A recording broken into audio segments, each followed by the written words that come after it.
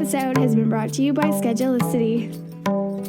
And also by my favorite chair, the Sukhasana chair. I'm actually sitting in it right now, and I sit in it every single day when I'm at my desk. I love this chair so much, especially the amazing bright orange color. Shout out to Carl, the founder of Sukhasana, the company, and creator of this chair, who is also a fellow Canadian. Carl actually chose the color of the chair. I was leaning towards something very neutral, like a black chair, and he said, "What about this orange one?" And I thought, you know what? Let's go for it. And I love it.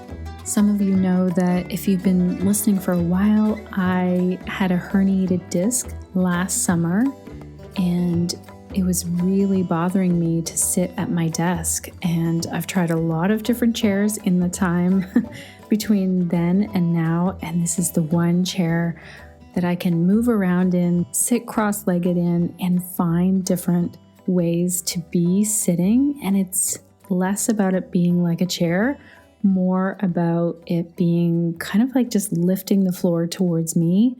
I can sit more like I'm sitting in a yoga class. Also, some really exciting news. Carl has given a discount code to all of our connected yoga teachers. So if you are looking at purchasing a Sukhasana chair for yourself, you will get 10% off if you use the code TCYT10. Visit sukhasana.com and again, use the code TCYT10. Hello and welcome to the Connected Yoga Teacher Podcast. And if you're listening in real time, the end of May, I can hardly believe it. I'm your host, Shannon Crow. I use the pronouns she, her, and fun fact about me, let's see. I am super afraid of heights, and more so when I see other people. It affects me quite a bit for myself, although I can kind of conquer my fear. Like I tried rock climbing. I can climb towers, especially if I look out at the horizon. But the moment I see someone else near the edge of something or up high, it actually bothers me even more. I'm also a mom of three, a yoga teacher, podcaster, and the founder of Pelvic Health Professionals. And this podcast here was created for you, the yoga teacher, so that each and every week you can feel connected to the information and inspiration that will support you as you build your very unique yoga business. Now, one of the things that yoga teachers tell me about all the time that is a struggle is sales. And I know you might even be cringing as I say the word sales right now, but it's really an important part of the work that you're doing out in the world. If you don't market and sell your yoga offerings, people don't get to participate in your yoga offerings. And we know the difference that yoga can make in people's lives. A sales page can help you share your offerings with the people that it's designed to help. And it doesn't have to feel sleazy or pushy or any of the things that we often worry about as entrepreneurs and as yoga teachers. In today's episode, I have Sarah Guilliot here, an expert on sales pages, to tell us all the things we need to know about crafting a great sales page. She actually has a really defined recipe for us, and it will be listed out in our show notes. If you want to head over to that and read it as we go through this today, it's over at theconnectedyogateacher.com/222. Sarah explains what words and images we should use and some common mistakes people make. This was a packed interview, and on top of this, Sarah went through and did this as a live video interview and showed us examples of sales pages. Now, it won't make any sense if we put that here on the podcast, but we've pulled out the pieces that really work well for audio. And if you want to see the examples, we'll link to that video so that you can see even more in that live interview that we did. Another bonus that you can find over in our show notes is a compilation of other podcasts that talk about marketing your yoga. Crunch has put this together for all of you. We're really excited because we get asked, like, what are other podcasts that are like this? You know, where can I find all of the podcasts that will help me to get more students? Those would be the marketing ones. So we'll make sure to link to that in the show notes for you. Before we dive right in, I want to say thank you to two people. Well, one company, one person. So first of all, huge thank you to our sponsor, Schedulicity. Let's hear the hot tip of the week from the team over there now.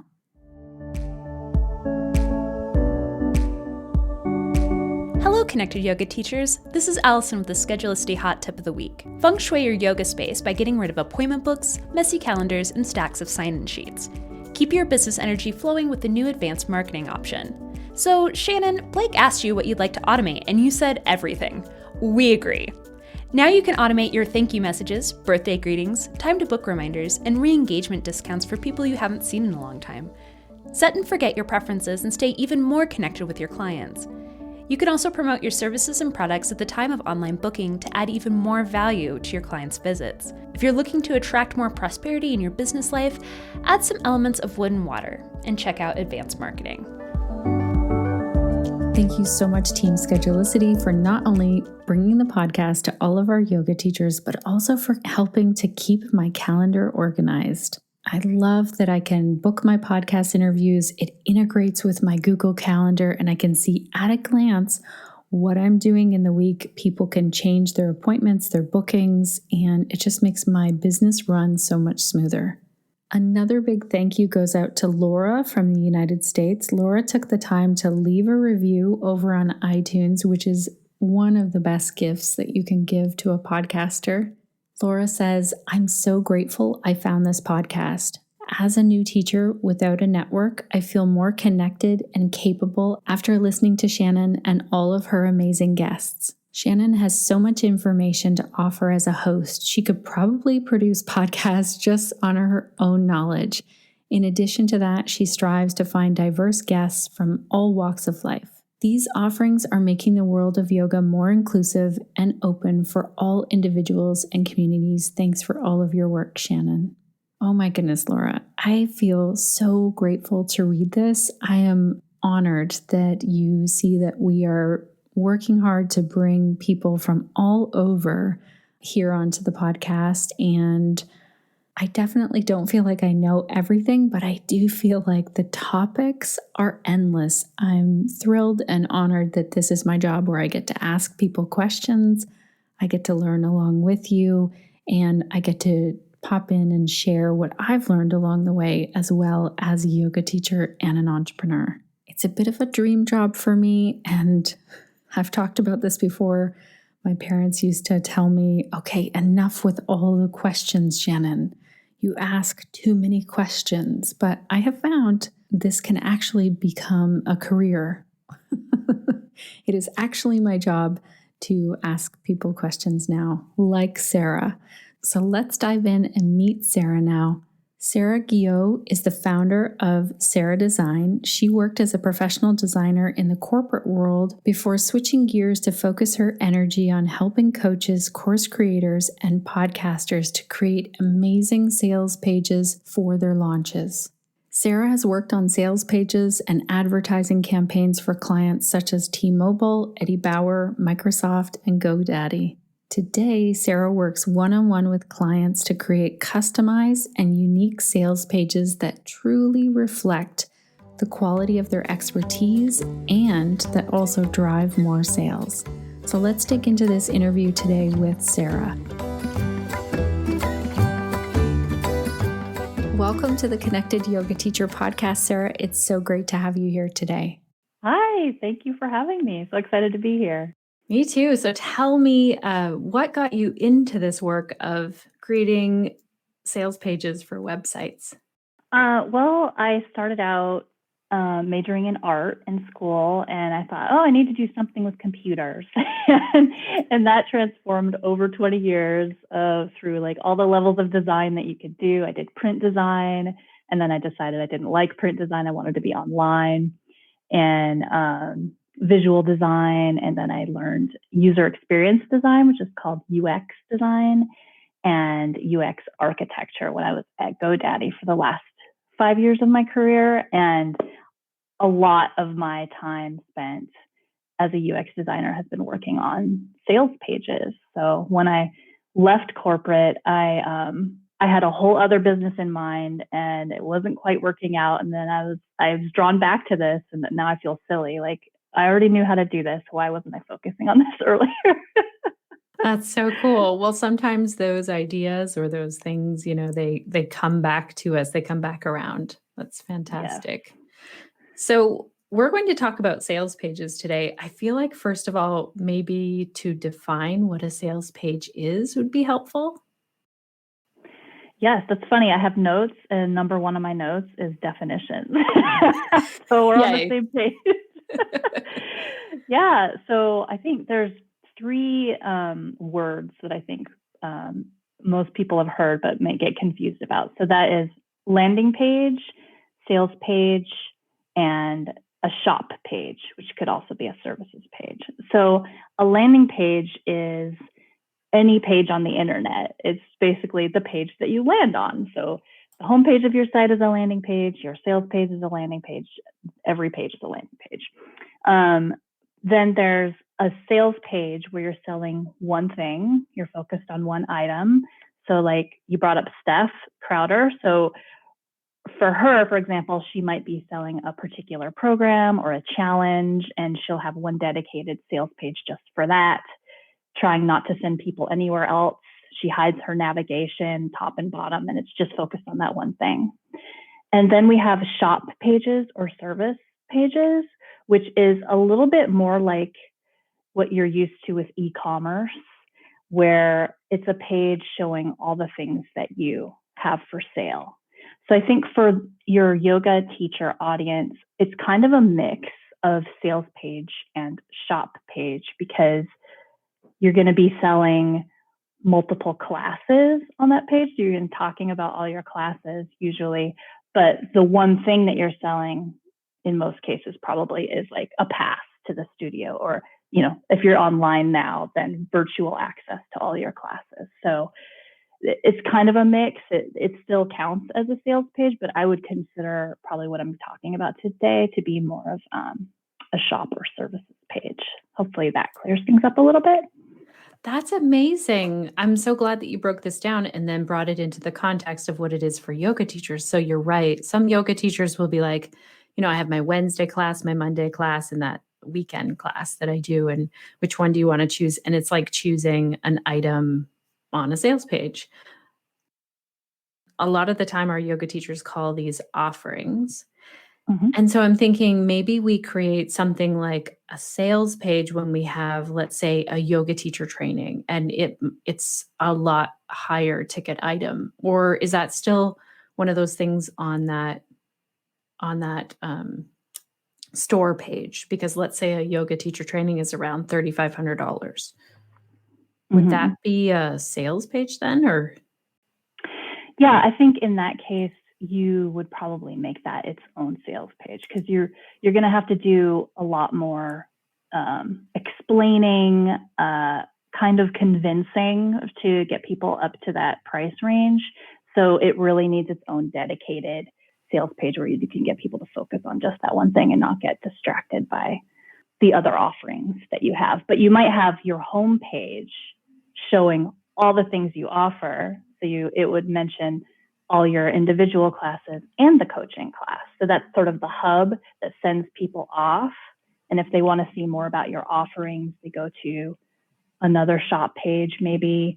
And if they want to learn about that one main, more expensive item, then they're going to a separate sales page. And even apart from what it's called, just being clear with yourself about the page you're working on and what the goal is for that page. Okay. So can you give us an example of like what the goal is? So let's say a lot of yoga teachers will have regular weekly classes. Maybe they work one-on-one with people. Some of them have workshops or, like I said, trainings, and those trainings can be smaller and then all the way up to like that 200-hour, $3,500 training type of thing, or larger than that, or retreats. So how do we know what is the goal also of a sales page or the offerings page or that shop page? Yeah. Okay. So if if I was the yoga teacher, you're explaining right there, and I have all that variety of things, then I would think about a few things. So I would set up my homepage as the hub, or like it's kind of like a crossroads where people go, they see all the things you have, and you tell them how to get to them and learn more about them. And then if you have, the more expensive programs will be listed there too, along with, your classes and individual offerings, or where maybe you join for the month or whatever. So you're listing all the things you offer, kind of getting them acclimated with what you do, and then you send them off to other pages that talk in more detail. So if you have that retreat, I think that's an excellent example of when you would want a single sales page for that. So you're mentioning it on your homepage, you're getting some interest, and you're sending them off to the sales page where you're really talking to them in detail about it. And also, you're probably sending people directly to that sales page from social media like Instagram or YouTube or wherever, posting flyers around town. So there's other ways that people are getting to that sales page where they maybe haven't even been to your homepage at all. So you're going to want to think about that too. Like, how are people getting there? How focused are they? And what is the purpose of that page? Is that making sense? That's making so much sense. Thank you so much for clarifying that. I think one thing that our yoga teachers sometimes deal with, and I don't think it's just unique to yoga teacher entrepreneurs, is we don't want to appear slimy, salesy when we create a sales page. So can you tell us like maybe a little pep talk or some ideas or tips when you're thinking about, because our yoga teachers have amazing offerings. I was just reading an article how stressed people are with the pandemic right now, and I'm feeling that. Like, our yoga teachers have amazing offerings that people need. So do you have any tips on how to get through the mindset of like a sales page? Yeah. Yeah, I think it's just making sure like your language and your plan for how you're selling to people aligns with what feels good to you. I think sometimes on sales pages, there are these gurus and these tactics for making everything sound really desperate, and like your body's going to fall apart if you don't sign up for this thing, or, oh, you don't care about your health.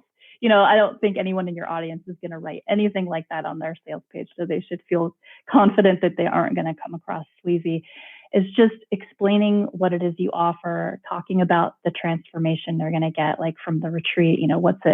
What is life like now? What's life going to be like after the retreat? But just really realistic ways of saying it, listening to how they talk about their struggles, mentioning that in their words, and explaining how it's going to be different afterwards, but not over-promising either.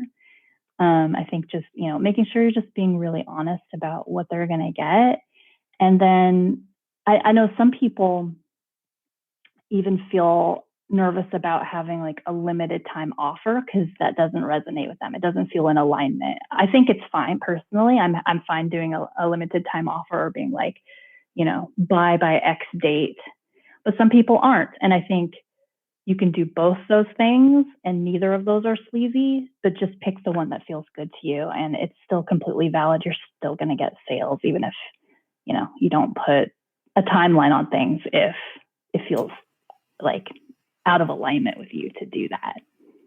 Right. Oh, that's so good. And I've talked to some yoga teachers who don't like that countdown timer, to the date of when the training starts. And some people coming to a website just like to know, okay, the training starts in, 20 days or something. I have 20 days to think this over. So I love that you're saying, think how we really feel about it in that. When we're looking at laying out our sales page, are there some tips of like, how do I get the information? Like, how do I get the words? Sometimes I go to websites and I think, this is too much. I just can't read all of these words. Like, what are the mistakes that we might be making, or what are the considerations when creating this layout? Yeah, I think you hit on a good one right there. And I hope the copywriters out there aren't mad at me, but Try not to use too many words.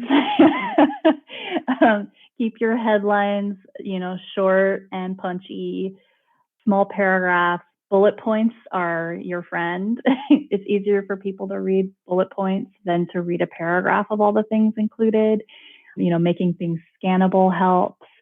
And then as far as like how to find those words, you can survey your audience. Like if you have a group where they hang out, like a free Facebook group, listen to the things that they're saying and the problems that they're having, and actually write down their exact words, like copy their words down. You're not like saying, oh, Sarah said this. You're just writing down the exact words, because sometimes their words are different than yours.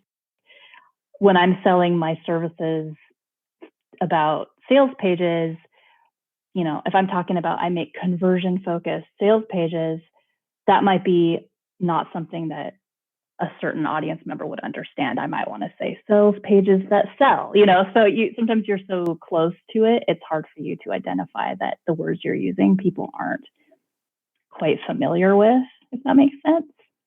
That makes total sense. I was doing this when I was thinking of like how to talk about this today. I wanted to let people know if you have a website, this is a really important part, but just saying sales page is not language that I often hear yoga teachers using. So that's a great example. And same with our yoga teachers have things all the time where they almost talk to, and I've done this myself as a yoga teacher, it's almost like you're talking to the other yoga teachers instead of the yoga students.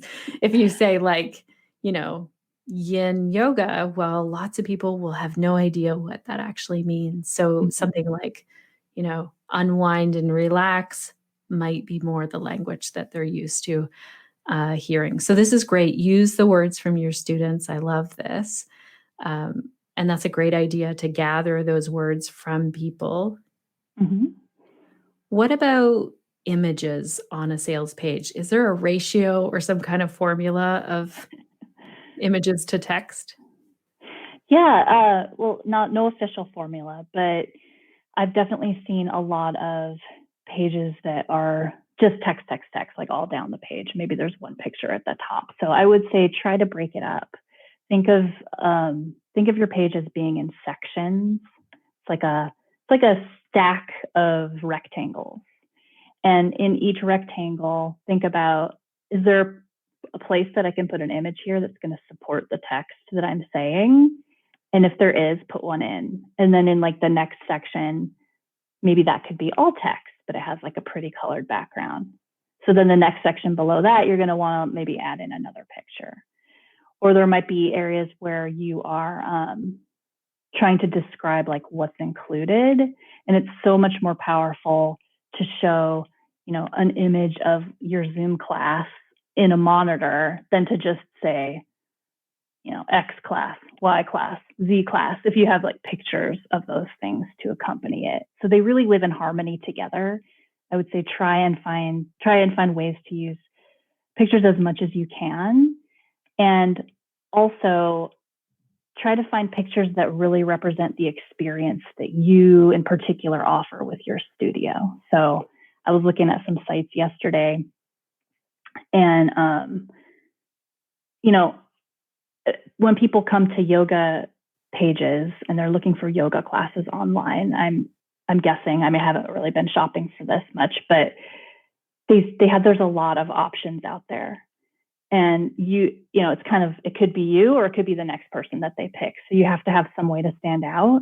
And I think using images that represent your experience help you do that. So if your pictures from your class or showing pictures of yourself teaching is you in front of a waterfall, or you in a ruin in Thailand, or you in your living room, or you in your like sterile studio, if that's how the class actually is, show that in your picture. So then people aren't surprised. And also they feel connected to it. If they're like, oh, I don't like that sterile studio thing. I want to look at something pretty in the background while I'm doing my yoga. Then they're going to pick, that person. Or if they're like, no, I find all those things in the background distracting, I just want the studio, then they're going to pick that one. So it really helps you sell to represent that experience visually that they're actually going to get. So they kind of know ahead of time. You don't have to describe it to them. They just see and instantly understand, oh, this is what it's like to enroll with you. This is such a great point right now, especially during COVID times. In terms of if you are showing up for Zoom, lots of people have no idea what that means. So let's say you offer one-on-one yoga on Zoom, that's going to look really different. Like I know when I teach one-on-one yoga on Zoom, I just sit here and I don't demo, unless I have to. And so it would be important to kind of show. It's like you could get someone in your family to go to another room and do a little Zoom yoga class with you, like get into some kind of a yoga pose while you're sitting at your desk, and get someone else to take a photo of you teaching to this screen. Yeah, I think that's super important. And I just, as an average person, would never guess that you wouldn't be demonstrating while we're on Zoom together. So that would be really important for me to know. And I think especially this year in 2020, as people are getting into Zoom who've never seen it before, that's a little scary for them. They're like, okay, I know these are online classes and there's this Zoom thing. I'm scared about that. What does that look like? Am I going to feel stupid? Are there going to be a bunch of people looking at me on my camera? So it does help to, and I feel like this is a new thing that we have to add, that you have an area that's like, what's it going to be like? Really, really showing the actual Zoom session, like visually, and it could be in still pictures or it could be in video. Right. That's the other thing. I know that a lot of yoga teachers who had like a home studio or a studio would show a video, like what it's like walking up to the door and down the stairs or whatever. And here's where you rent your mat or get your mat, or here's where the props are. And a lot of that has changed. So I think this is so good to create that, through those images. And the other thing I see some yoga teachers do is they will have like gentle yoga, and then somebody in this really wild yoga pose, like this really extreme yoga pose. And for me, I'd be like, okay, I don't want to do that if I want a gentle class. Yeah, I love that is that you the were gentlest that you do? Yeah. I love that you were looking at some yoga websites and you had said that you have some examples. I don't know if there's anything else that you wanted to make sure information-wise that we know about pages before we look at examples. I guess I could really quickly touch on like a checklist of things that you might want to consider including on a page, and then we could go in and show those. That'd be great. And then I can identify like where they didn't use that and maybe they could add that in. So usually like leading into the page, you want some sort of title or tagline. If it's your shop page, it might be like, on-demand classes, 24 hours a day, 4,000 to choose from. And if you're doing your retreat, it's going to be something a little bit different, more like, just talking to the transformation that they're going to get. Because you have to describe it a little bit differently than the person who's like, I know I'm signing up for classes. I know exactly what that is. So you want to lead in with some sort of title, tagline. It's helpful to have a video like you just talked about. I think that's amazing. Showing a video of walking into the front door and going up and getting your mat, it just makes people feel so much more confident and less stressed and scared about what they're going to get. So it's extra important now because people are like, have no idea what yoga online is going to be, or even a retreat. Like, are we actually going to retreat? Is it just pushed out? Or, so leading with that title and tagline, and then some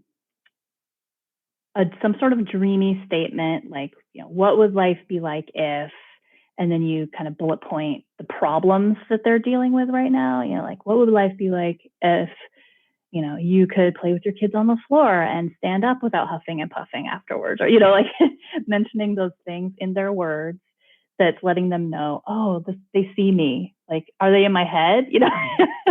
How does this yoga instructor know what I'm dealing with? You're just really showing that you understand. And then going down into some sort of a promise statement of, this is what you're going to get in this time frame. You're going to get this or that transformation in this time frame. And then, sort of like announcing, here's what you get. And then you could have some sort of mock-up showing what you get you might have in that section, you might have pictures of the classes that are available, or you might have a mock-up showing them that, oh, they can do their classes on a big TV or on their phone or on a laptop screen. So it's important to have a mock-up of some kind or some visual showing that experience like we've been talking about. And then it's helpful if you have some sort of social proof, a testimonial or two sprinkled around. You might need more of those on a retreat page than you would on sign up for our classes page. You could probably just get like one or two on sign up for our classes versus on a retreat page where you're going to want to have someone speaking to, what it was like before they went to the retreat and how they felt afterwards and all that kind of thing.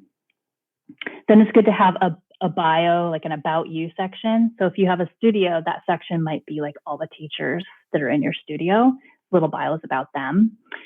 And if you're leading a retreat or it's just you who runs this alone, then it's just all about you and, what brought you to this place? Why are you teaching? And, what do you believe in? That kind of thing.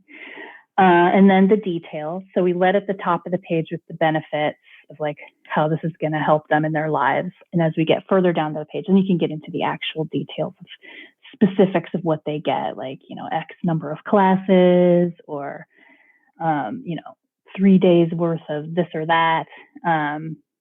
Or if you have like coaching calls included, that kind of thing, you want to list those out. And it's helpful to have visuals for those. You could use icons or, little photos.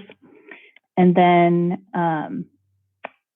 if you can fit in a who it's for and who it's not for section somewhere on the page, that's helpful. So people can really see if they're unsure. And then you're like, who it's not for you if you have bad knees, for instance. That's me. I always had trouble with bad knees with yoga. Or you might be like, it's okay if you have bad knees because we have modifications you can do, so people might be thinking, oh, this might not be for me. And that section helps them identify that it is. Some sort of reassurance is helpful on the page, like no contract, cancel anytime, or some sort of money back guarantee if that's something that you offer. And an FAQ section is really helpful. I know for a lot of times when I'm shopping, I go straight down to the FAQs and I just read those because it might have some things that I didn't think to ask. And then later I buy it. I'm like, oh, I wish I had found that out. So I like to look in the FAQs there. And sprinkled throughout your page, you're going to have calls to action to sign up or whatever you want them to do next, like book a call, that kind of thing. And these things can be rearranged, but I really think it's good at the top to lead with your benefits to the person and not just dive straight into all the little things they get. Like you really want them to understand the transformation. And again, that is more relevant to like a retreat sales page than to a shop page or a services page where you're listing all your classes because people already know what the transformation is. Like they came there because they want to get yoga classes. So in that case, you could go straight into the details of what's included. Right. Oh, this is so great. I love the dreamy statement that you talked about. Your example of, wouldn't it be great to get down on the floor, play with your kids and get back up and not be huffing and puffing is a great one. Like for one, I know I've heard some people say, oh, wow, I can't imagine what it'd be like to sit on the floor like that, and this thought of sitting down on the floor and then being able to get up again is something that our yoga teachers probably can do. And as we age or as we progress through like lived experience in the body on the earth and gravity, it gets harder. So that might be one of the benefits for sure. Also, this idea of like who it's for and who it's not for. I want to give a shout out to Jenny McGoy, who talked to us about on her website. It says, this class is not for you if you're flexible. She's like, I don't want to work with flexible people, and a lot of the time people will think, oh, I have to be flexible to try yoga. So these are great, really great. I feel like you've just given us the recipe for that sales page.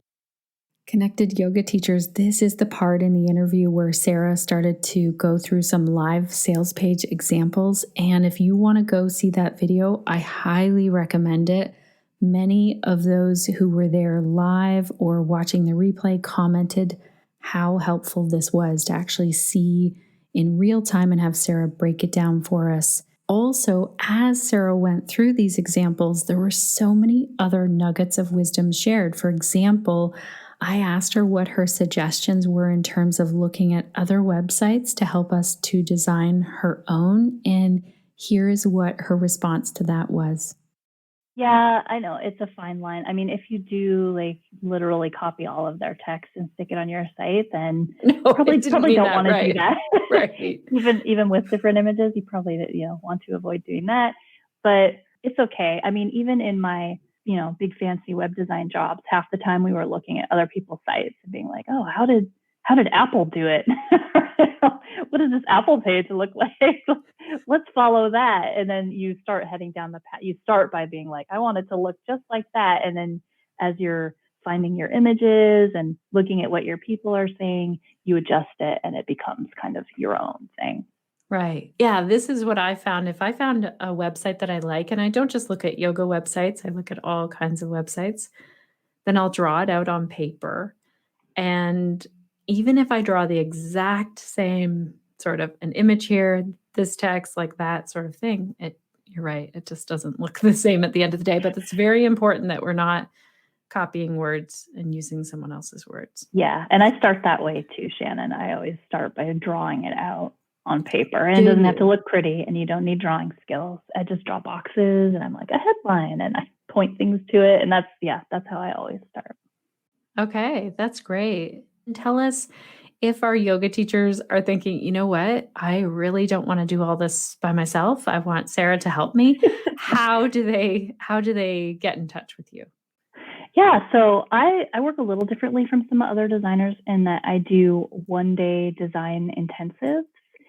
So if you head to sarahdesign.com, thank you, you can learn more about that. You can also head to my Instagram, which is Sarah Design Agency.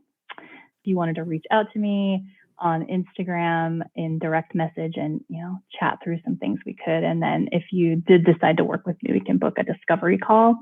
But so I work in those intensives and where we really just handle everything in a day. So wow, that's amazing. A busy day, but yeah, and you're not on the call with me on the whole day. We have a call ahead of time to know what we're doing, and then I'm working and I'm just getting feedback from you through like a messenger type situation to get the feedback and yeah. So that's one way great. We can work together. All right. Well, thank you so much for all of this today. This has been fantastic. I feel like I am a little more motivated to go and look at some of my websites and streamline it, make it simpler. I think one of the takeaways for me is like take away that overwhelm from too many choices. Sounds really great. Oh, one other question before you go, which I had asked you before in our private messages on Instagram was, what about when I go to this landing page and then I don't see the option to get back to the website? So oftentimes I'll hit a sales page or a landing page and just not see that menu bar anymore. And really my only choice is to sign up. What are the benefits of that? And do we have to do that? Yeah, so that is sort of the traditional method of a sales page, that you are marketing yourself and you're promoting and send people directly to it because you just want them to focus on that one thing. People will typically hide their navigation. But as with all things, even though that might be the recommended way, you don't have to do that. It's okay if you want to put your nav on there. But I personally, if I'm sending people directly to a sales page, I like to keep them on the page, and even my nav, I do strip out. But I think about how they're getting there. So the people that are getting there because I promoted it and sent them directly to it, they're getting there one way. They already are familiar with me. They probably already know my main website. So if they had to go back to my website, they would know how to get there. And then for people who have landed on my website, if I have a link over to that sales page, I just will have it open in a new tab. So then my website is still sitting there in the other tab if they wanted to come back to it, but I can still keep them focused. So I think I'm still like, there's these rules, but I'm always about like, if it doesn't feel right to you, it's okay. It's not that big a deal. Like, if you have the ability to test it without a nav and with a nav and see if one sells better than the other, then go for it. But otherwise, you can go with your gut, follow your intuition, and it's okay. Oh, that's fantastic. I love it that there are some basic rules, but we don't have to follow those. Thank you so much again, Sarah. This has been fantastic today. Oh yeah, it's my pleasure. I also just really quickly, if you don't mind, since you mentioned offering tree, I just wanted to mention too, like if you're earlier in your website business, I'm all for you, you don't need to run out and hire me. Like use offering tree, get your site up, use the templates that they have. And then when you're a little further along and you're doing something like those retreats and event pages, then that's when your offers are selling, when it probably makes more sense to pull in a designer to help you out. Right. Oh, that's so good. And if anyone is looking for a discount code for Offering Tree, it is offeringtree.com/Shannon. This has been so helpful. Thank you. Oh, thank you so much for having me. Alrighty, Connected Yoga teachers, I am so curious to hear if you are feeling inspired to look at your sales pages again, or maybe your shop page, or maybe your landing page now that we know the difference. Thank you so much, Sarah. This was a lot of information and you compiled it so well. I have some key takeaways that I'm going to cover, but also I feel like Sarah gave us the sales page, kind of recipe checklist, and we'll make sure to put that in the show notes as well. So if you felt like, oh gosh, I need to take notes at this point, you definitely can take your own notes. I learned that way, but we've also included this kind of checklist that Sarah went through in the show notes as well. It was also so great to see the examples, to be able to see different yoga websites. I love how Sarah used yoga websites. So often we see different websites and it's a different business, but this was really helpful to see it done with actual yoga websites. I learned so much in this interview with Sarah. Some of my key takeaways from this definitely were looking at the difference of a landing page, a sales page, and a shop page. Also, what is the goal of this one page on your website? That in itself, if you went to your website and looked at every single page, I'm curious to know what would the goal be? And I know that even looking at my own, I need to tighten this up a little bit, clean it up a little bit, so there's just one goal, one call to action.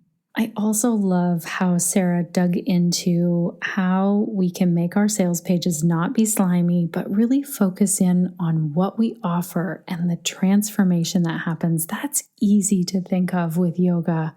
What are the things that your students are already telling you? Oh, I love it that I come to class and then at the end of class, I feel like this, or this class has really helped me in my life to, XYZ. Whatever that is. And yeah, it's a Z that ends the alphabet, everyone. You might have just been like, what? That is what we Canadians say is at the end of an alphabet. And we have many arguments in our house because Sean is American and he says Z. There were so many other nuggets that I took away from this talk with Sarah, but I think the most important one was, yes, there are general guidelines and rules to making a website. But at the end of the day, what really feels good for you and your business? Also, we gave a shout out to Offering Tree. So many of you know, if you watch our live shows ever, that Offering Tree sponsors the live shows. And they are a company that can help you if you're just getting started with your website. So they have the templates all ready to go for you. And if you're looking at signing up with them, make sure to use my coupon code. It'll save you a bit of money. You can find that at offeringtree.com/Shannon. Alrighty, connected yoga teachers, it's time for me to sign off. I want to say a huge thank you to our team for putting everything together for today's podcast episode, also our supportive Facebook group for yoga teachers, and everything that happens inside of pelvic health professionals as well. Also, thank you for being here. Maybe don't tell everyone else, but you are our favorite listener. Thank you so much for being here today, all the way to the end of the episode. This means so much. I know that you have a busy life, and I love that you jumped in, had a listen, looked at your own yoga business, and looked at how you can create a great sales page. All right, I want to know, what will you be doing this week to stay connected to yourself, your yoga practice, and to your community so that you can share the yoga that lights you up?